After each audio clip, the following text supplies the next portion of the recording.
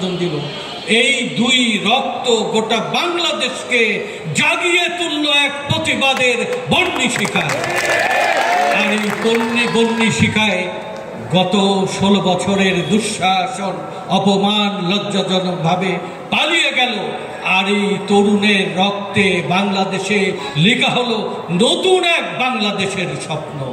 এই বাংলাদেশের স্বপ্ন দেখিয়েছে যে তরুণেরা, যে ছাত্র, যে শ্রমজীবী মানুষ, তাদের অধিকার রাষ্ট্রীয়ভাবে অবহেলিত যাতে না হয়, যাতে মর্যাদা সম্মানের সাথে আমাদের এই বাংলাদেশ, কাঙ্ক্ষিত বাংলাদেশ, দুর্ভিক্ষ, ক্ষুধা, অপমান, অসম্মান পীড়িত আজকের এই বাংলাদেশকে সকল বৈষম্য থেকে একটা মুক্ত বাংলাদেশ, উন্নত বাংলাদেশ এবং একটা সমৃদ্ধ বাংলা যাতে আমরা গড়ে তুলতে পারি, এটা আমাদের সবারই ভাবনা, আমাদের সবারই প্রত্যাশা।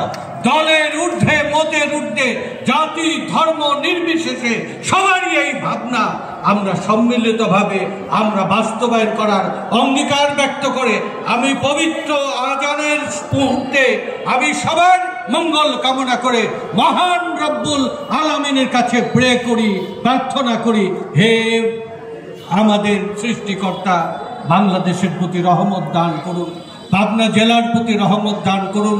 যারা রক্ত দিয়ে এই পরিবর্তন এনেছে তাদের এই রক্ত যেন বৃথা না যায়, তার জন্য আমরা সম্মিলিত অঙ্গীকার করব ক্ষুধামুক্ত, দারিদ্রতা মুক্ত, বৈষম্যহীন এক নতুন বাংলাদেশ, যে নতুন বাংলাদেশে রক্ত দিয়েছে আমাদের ছেলেরা, আমাদের মেয়েরা, সেই বাংলাদেশ গড়ার জন্যে আমার এই কৈশোরের স্বপ্ন, আমার এই যৌবনের স্বপ্ন, আমার লালিত জীবনের স্বপ্ন, সেটা আপনাদের সাথে মিলে বাস্তবায়নের অঙ্গীকার ব্যক্ত করে আমি আমার কথা শেষ করছি।